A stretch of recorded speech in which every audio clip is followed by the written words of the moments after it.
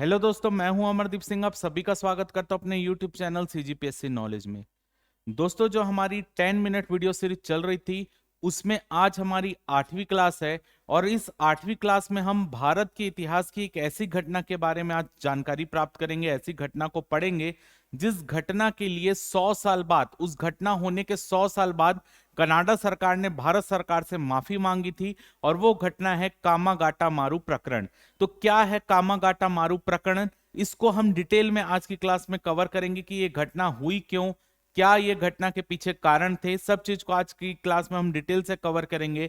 तो अगर आपको क्लास अच्छी लगे, कुछ भी क्लास में बताया हुआ कोई भी चीज अगर आपको अच्छा लग रहा है तो वीडियो को लाइक करेंगे। कमेंट करके जरूर बताइएगा कि वीडियो आपको कैसा लग रहा है, ये वीडियो सीरीज आपके लिए फायदेमंद है कि नहीं। कमेंट करके जरूर बताइएगा, मैं आपका वहां पे इंतजार करूंगा।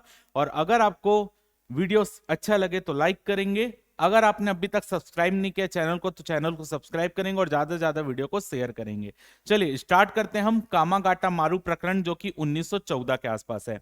देखिए, इस समय जो भारत के जो लोग थे वो धीरे धीरे कनाडा की तरफ पलायन करते हुए जा रहे थे और कनाडा में जाकर बसते जा रहे थे। तो इस समय 1913-14 के आसपास कनाडा में लगातार भारतीयों की संख्या लगातार बढ़ती जा रही थी। लगभग 4 से 5 हजार लोग भारतीय भारत से जाकर कनाडा में बस गए थे। तो भारतीयों की संख्या जब लगातार बढ़ती जा रही थी और उसमें भी सिख समुदाय के लोग ज्यादा थे, तो इस भारतीयों की बढ़ती हुई जनसंख्या से कनाडा सरकार जो है वो व्यथित होती जा रही थी और इन भारतीयों को यहां आने से रोकना चाहती थी। यानी वो कनाडा ना आए इसलिए उनको रोकना चाहती थी और लगातार भारतीयों को वो कनाडा में प्रताड़ित करना स्टार्ट कर दिए थे। उन कनाडा सरकार का ये मत था कि वो जो है भारतीय जो कनाडा में जाकर बस गए हैं उनको वो होंडुरास द्वीप जो है उस समय अमेरिका में पड़ता था। वर्तमान में अगर आप बात करेंगे सेंट्रल अमेरिका में होंडुरास द्वीप पड़ता है। तो वहां पर वो जो भी भारतीय कनाडा जा रहे थे उनको वो होंडुरास द्वीप में बसाना चाहते थे। क्यों बसाना चाहते थे? क्योंकि होंडुरास द्वीप में उस समय एक बीमारी फैली हुई थी और उस बीमारी से बहुत लोग मर रहे थे। तो ये भारतीय भी वहां पे बसा देंगे तो वो भारतीयों की भी संख्या लगातार कम होने लगेगी। तो जो भारतीय लगातार भारत से कनाडा आ रहे हैं वो आना बंद कर देंगे। लेकिन कोई भी भारतीय होंडुरस द्वीप जाने के लिए तैयार नहीं हुआ। सरकार उनको प्रताड़ित करने लगी। उनके घर में अगर किसी की मृत्यु होती थी तो उनको कनाडा में जलाने से मना कर देते थे, यानी डेड बॉडी को कनाडा में जलाना नहीं है। और उनको धर्म के विरुद्ध जाकर काम करने के लिए भी बोला जा रहा था। लेकिन भारतीय जो है वो कनाडा सरकार के सताने के बाद भी जो है वो कनाडा छोड़कर जाने के लिए तैयार नहीं हुए। तो ऐसी स्थिति में कनाडा सरकार ने एक उपाय निकाला और ये बोले कि और लेकिन ये सब सताने के बीच में ये घटना और हो रही थी कि भारतीय यहाँ पर कनाडा सरकार भारतीयों को सता रही है, तब भी भारत से कनाडा में भारतीयों का आना रुक नहीं रहा था। यानी लगातार भारत से कनाडा में और भारतीय लगातार आए जा रहे थे। तो कनाडा में भारतीयों की संख्या बहुत तेजी से बढ़ रही थी। तो यहाँ पर कनाडा सरकार ने एक उपाय निकाला। उनका उपाय ये था कि कोई भी हम भारतीयों को कनाडा आने से नहीं रोक रहे हैं केवल, लेकिन वही भारतीय कनाडा आ पाएंगे जो डायरेक्ट कलकत्ता से कनाडा आए। क्योंकि कनाडा सरकार को यह पता था कि कलकत्ता से कोई भी डायरेक्ट जहाज जो है वो कनाडा नहीं आता है, वो घूम के आता है जापान सिंगापुर तरफ से, वो पूरा रुक रुक कर वो जहाज आता है। तो यहाँ पर स्पेशली कनाडा सरकार ने ये फरमान निकाल दिया, एक आदेश निकाल दिया, हम केवल उन्हीं भारतीयों को कनाडा में आने देंगे जो जिनका जहाज डायरेक्ट कलकत्ता से कनाडा आए। अब कोई जहाज डायरेक्ट आता नहीं था और कई भारतीय आकर कनाडा में बस चुके थे तो उनके परिवार वाले भी कनाडा आना चाह रहे थे। तो ऐसी स्थिति में एक व्यापारी थे जिनका नाम था गुरुदत्त सिंह। एक व्यापारी थे, भारतीय व्यापारी थे जिनका नाम था गुरुदत्त सिंह। उन्होंने जापान से एक जहाज को किराए में लिया। उस जहाज का नाम था कामागाटा मारू, इसलिए ये प्रकरण को हम कामागाटा मारू प्रकरण बोलते हैं। तो जो गुरुदत्त सिंह थे, सरदार गुरुदत्त सिंह, उन्होंने जापान से कामागाटा मारू एक जहाज को किराए में लिया और वो जहाज को लेकर सीधा कलकत्ता आए। और कलकत्ता में से ऐसे भारतीय जो कनाडा जाने चाहते थे वो जहाज में बोले कि आप आकर बैठ जाइए और उनको जो है जहाज के माध्यम से डायरेक्ट जो कनाडा जाने वाले थे उनको कनाडा लेकर चले जाएंगे। तो लगभग 500 यात्री जो थे उस समय कनाडा जाने चाह रहे थे। तो वो जो है कलकत्ता के जो बंदरगाह था उसमें कामागाटा मारू जब जहाज आया तो गुरुदत्त सिंह के कहने पर वो 500 लोग तैयार हुए कनाडा जाने के लिए और 500 लोग डायरेक्ट आकर बैठ गए उस जहाज में।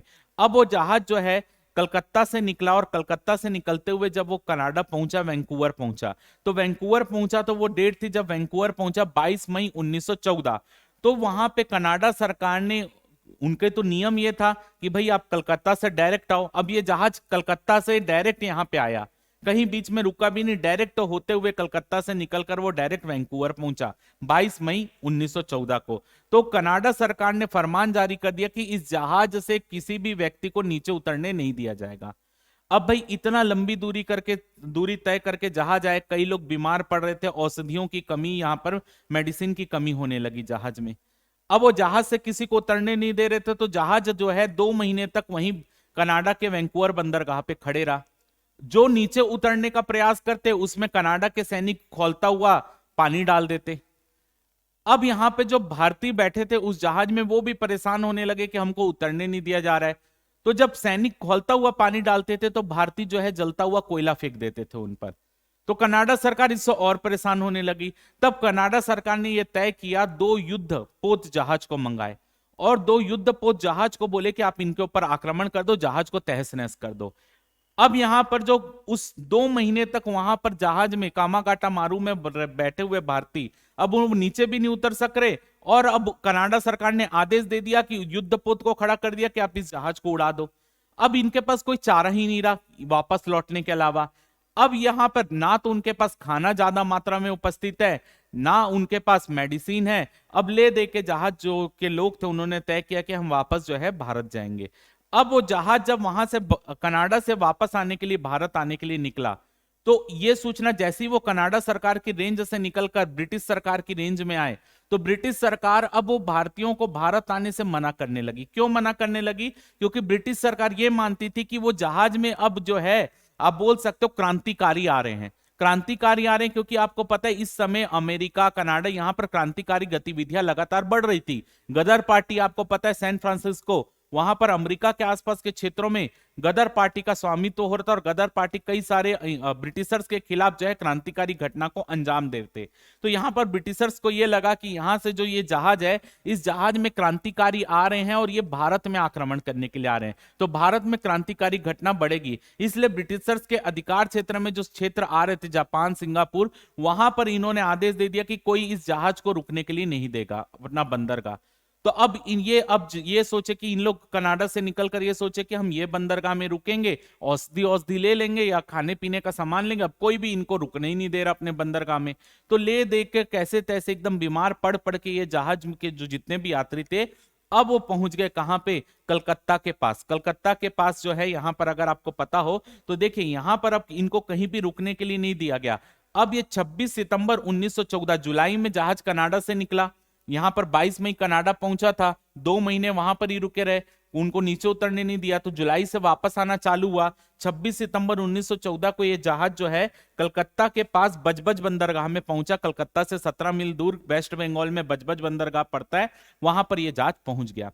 अब यह जहाज जब यहां पर पहुंचा तो यहां पर भी इनको नीचे उतरने के लिए यहां पर पहले तो नीचे उतरने नहीं दिए, बोले कि हम पूरे जहाज की छानबीन करेंगे, जो आप जहाज लेकर आए हम पूरे जहाज की छानबीन करेंगे, ब्रिटिशर्स बोले।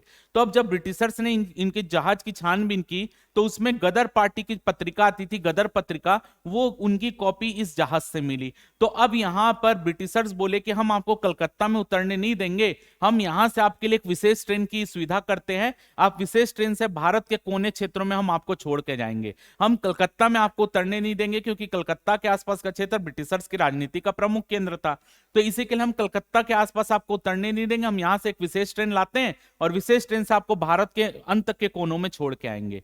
तो यहां पर जो यात्री थे वो तो वैसे ही परेशान थे, उन्होंने यहां पर जाने से मना किया कि हम विशेष ट्रेन में नहीं जाएंगे, आप हमको यहीं पे छोड़ दो, हम कुछ नहीं करेंगे, कोई क्रांतिकारी गतिविधियां नहीं करेंगे। तो इन लोगों को जबरन करके ट्रेन में बैठाया जाने लगा, जबरन मारा पीटी करके गोली चालन से डरा के इनको ट्रेन में बैठाया जाने लगा। तब ये यात्री भी परेशान हो गए और यात्रियों के पास भी बंदूकें थी, ठीक है, कुछ यात्रियों के पास भी बंदूकें थी जो उनकी सेफ्टी के लिए थी।